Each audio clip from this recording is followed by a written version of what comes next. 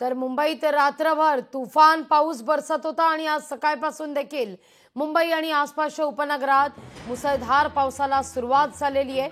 मुंबईच्या पश्चिम उपनगरात पावसाचा जोर वाढताना दिसतोय। दक्षिण मुंबईतही अतिमुसळधार पाऊस आहे।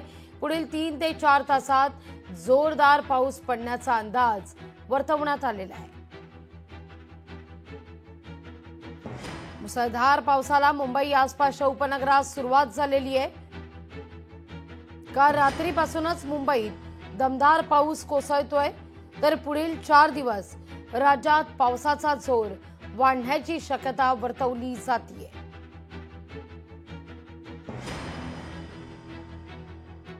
गेले काही दिवस पावसानं ओढ दिलेली होती। राज्यात बहुतांश ठिकाणी पाऊस बरसत नव्हता। आज पुन्हा एकदा पाऊस सक्रिय झाल्याची ही बातमी आपण पाहतोय। मुंबई आणि आसपासच्या उपनगरात, विशेषतः पश्चिम उपनगरामध्ये पावसाचा जोर वाढल्याची बातमी आहे।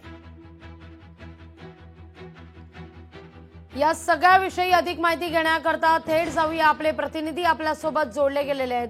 मुंबईचा अपडेट देतील आपल्यासोबत आपल्या प्रतिनिधी भाग्यश्री प्रधान आचार्य। कोकणाचा अपडेट घेऊया प्रतिनिधी रोहन नाईक यांच्याकडून।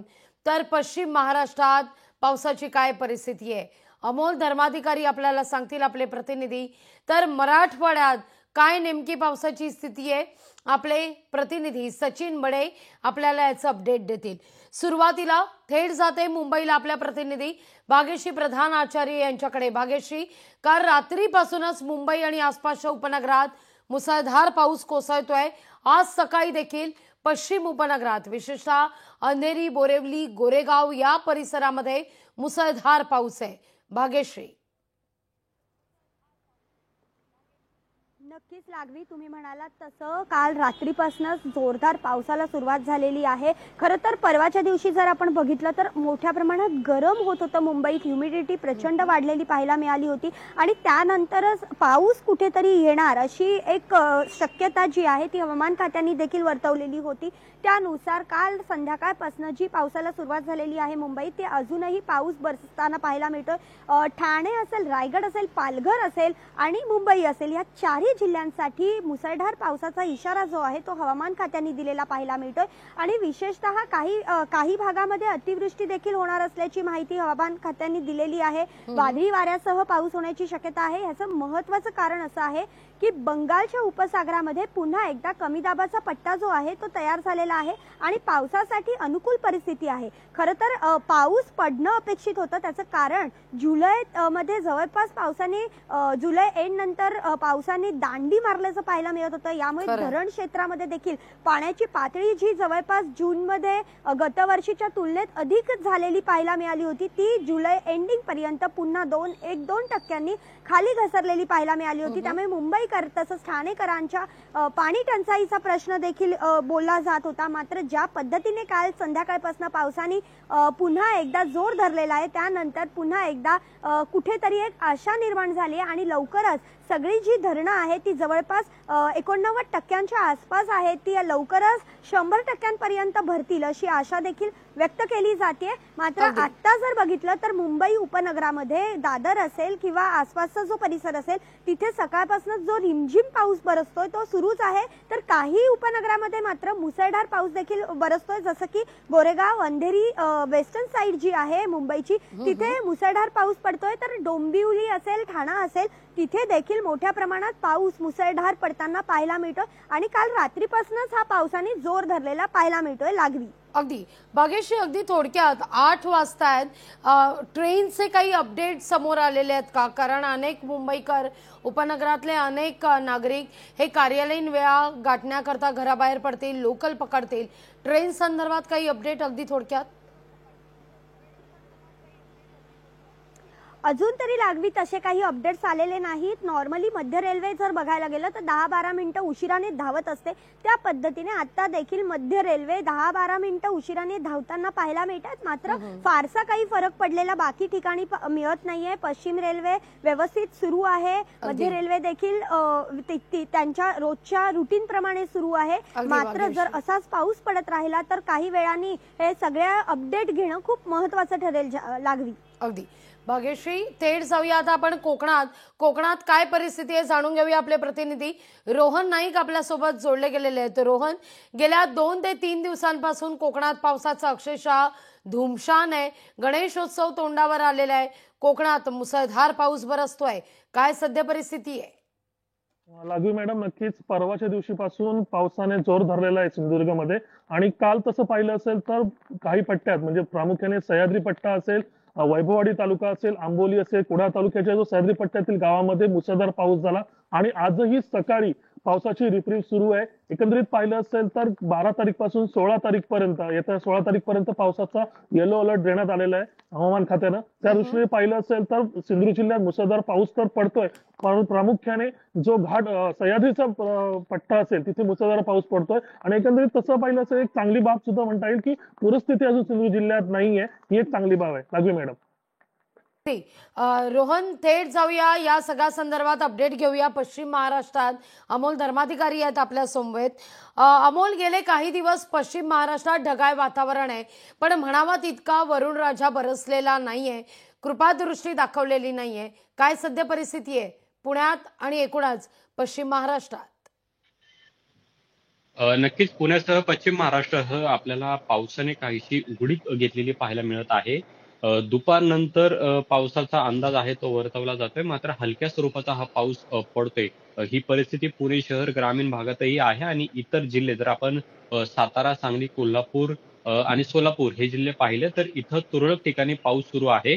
त्यामुळे जुलैच्या एंड अखेर जो पाऊस अपेक्षित होता तो पाऊस मात्र सध्या झालेला नाहीये. सरासरी जी टक्केवारी असती ती सुद्धा कमी पाहायला मिळत आहे.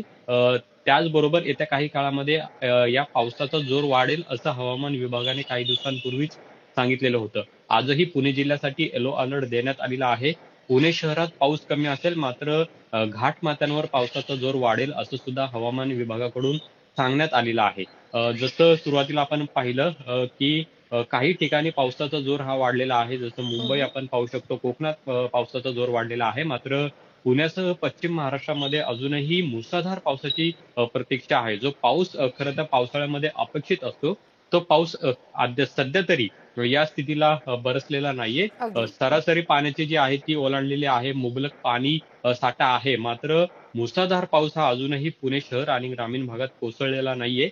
दुसरीकडे हा जो पाऊस दुपारनंतर पुणे शहर आणि ग्रामीण भागात पडतोय तो शेतीसाठी पूरक आहे किंवा तो शेतीसाठी फायद्याचा आहे असं सुद्धा हवामान विभागाकडून सांगण्यात आलेलं आहे. पण सातारा, सांगली, कोल्हापूर हे जे ग्रामीण भागातले जिल्हे आहेत इथं मात्र पावसाची जी सरासरी आहे ती ओलांडणं अपेक्षित आहे. मात्र सध्या तरी या ठिकाणी अतिमुसळधार पाऊस कोसळत नाहीये. हलक्या स्वरूपाचा पाऊस आहे तो ग्रामीण भागामध्ये होताना पाहायला मिळत आहे आणि येत्या काही दिवसामध्ये या पावसाचा जोर आणखीन वाढू शकतो असा सुद्धा अंदाज हवामान विभागाने वर्तवलेला आहे. आणि त्यामुळे पुण्यासह पश्चिम महाराष्ट्रात अजूनही जो मुसळधार पाऊस अपेक्षित आहे तो मात्र बरसलेला नाहीये. जुलैच्या अखेरची ही आकडेवारी आहे आणि त्यामुळे पूर्ण ऑगस्ट महिन्यात पावसाची सरासरी ओलांडली जाते का हे सुद्धा पाहणं महत्वाचं आहे. तुर्तास तरी पुणे शहरामध्ये पावसाने उघडीप घेतलेली आहे, मात्र संध्याकाळनंतर पाऊस हलक्या स्वरूपाचा पडेल असा सुद्धा अंदाज हवामान विभागाने वर्तवला आहे. अगदी मराठवाड्यात जाऊया आपण अमोल. सचिन बडे आपले प्रतिनिधी आपल्यासोबत जोडले गेलेले आहेत. सचिन, निरभ्र असा छान आकाश पाहायला मिळत आहे का? बऱ्यापैकी उघडीप आहे मराठवाड्यात. काहीसा पाऊस पडतो मराठवाड्यात, त्यानंतर बळीराजा सुखावतो, आपल्या पिकांना संजीवनी मिळेल अशी आशा पल्लवित होते, पण त्यानंतर मात्र पावसानं ओढ दिल्याचं मराठवाड्यात पाहायला मिळत आहे. काय आजची परिस्थिती आहे मराठवाड्यात पावसाची? लागवीजी, आजही पावसाची नितांत गरज आहे मराठवाड्यामध्ये. मात्र मागील काही दिवसांपासून पाऊस नव्हता, त्यामुळं काही पिकं जी आहेत त्यांनी मान टाकलेली होती. म्हणजे अक्षरशः त्यांना पावसाचं पाणी म्हणजे हे संजीवनी राहिलेलं होतं. बहुतांश जे कोरडवाहू शेतकरी आहेत त्यांच्याकडे पाण्याची कमतरता असते, तर त्यांना पावसाच्या पाण्यावरच निर्भर राहावं लागतं. मात्र मागील काही दिवसांपासून पाऊस नव्हता, त्यामुळे शेतकऱ्यांची पिकांनी माना टाकल्या आणि त्यांचं आयुष्य सुद्धा धोक्यात होतं. मात्र अशामध्येच जो काय पाऊस आता सुरू झालाय तर या पावसामुळे एक संजीवनी तर मिळतीयच, मात्र दुसरीकडे मराठवाड्यातील जे काही जलसाठे आहेत त्यामध्ये पुरेसा पाणी साठा नाहीये. कारण यावर्षी जर पाऊस पडला तर ते पुढील वर्षापर्यंत एक चांगला साठा तयार होतो. मात्र चांगला पाऊस पडला नाही तर मग याचे परिणाम वर्षभर शेतकऱ्यांना भोगावे लागू शकतात. बऱ्याचदा असं देखील झालंय, जेव्हा मराठवाड्यात पाऊस पडला नाही तर त्यांनी स्वतःचं पशुधन देखील विकलेलं होतं. कारण दारातील पशुधन बिना पाण्या वाचून बिना चारा वाचून कसं ठेवावं हा प्रश्न उपस्थित होतो. म्हणजे पाऊस मराठवाड्यामध्ये फक्त पाऊस नाहीये, तर ते एक जगण्याची आशा आहे. आता मराठवाड्यामध्ये आज पाऊस पडतोय, रात्रीच्या वेळेला पाऊस पडलाय, मात्र सकाळी आता आपण जर पाहिलं तर ढगाळ वातावरण आहे, सूर्याचं दर्शन नाहीये. आणि एक महत्वाचं म्हणजे पावसाची आजही नितांत गरज आहे.